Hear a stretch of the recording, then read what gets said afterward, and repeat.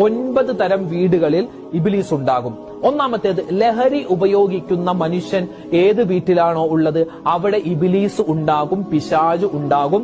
മാത്രമല്ല ആ വീട്ടിൽ എപ്പോഴും പ്രശ്നങ്ങളായിരിക്കും, എപ്പോഴും രോഗങ്ങളായിരിക്കും. അള്ളാഹു കാത്തിരക്ഷിക്കുമാറാവട്ടെ. അപ്പൊ അതുകൊണ്ട് നമ്മൾ എന്ത് ചെയ്യുക, ഈ ലഹരി ഉപയോഗിക്കുന്ന ആളുകളിൽ പെടാൻ പാടില്ല. അങ്ങനെ നമ്മുടെ കുടുംബത്തിൽ ആരെങ്കിലും ഉണ്ടെങ്കിൽ മനസ്സിലാക്കിക്കോ, അവൻ ഉള്ളിടത്തോളം കാലം നമ്മുടെ വീട്ടിൽ പിശാച് ഉണ്ടാകും. പിന്നെയോ രണ്ടാമത്തേത്, നിസ്കാരമില്ലാത്ത വീടുകൾ. അത് ഒരു വീട്ടിൽ എല്ലാവരും നിസ്കരിക്കാതിരിക്കണം എന്ന് വേണ്ട. ഒരു വീട്ടിൽ ഒരാൾ നിസ്കരിക്കാതിരുന്നാൽ തന്നെ നിസ്കാരം ഉപേക്ഷിക്കുന്നവളാണെങ്കിൽ അവിടെയും പിശാച് ഉണ്ടാകും. മൂന്നാമത്തേത്, ഹറാമായ സംഗീതം. അല്ലെ, വലിയ രൂപത്തിൽ ഒച്ചപ്പാടും ബഹളവും ഇട്ടുള്ള ഹറാമായ സംഗീതങ്ങളുണ്ട്. അതൊക്കെ സ്ഥിരമായി കേൾക്കുന്ന വീടുകളുണ്ടോ അവിടെയും പിശാച് ഉണ്ടാകും. നാലാമത്തേത്, പിണങ്ങിക്കഴിയുന്ന ആളുകളുള്ള വീടുകൾ. അവിടെയും അല്ലാഹു തആല പിശാചിന് കൂടുകൂട്ടാൻ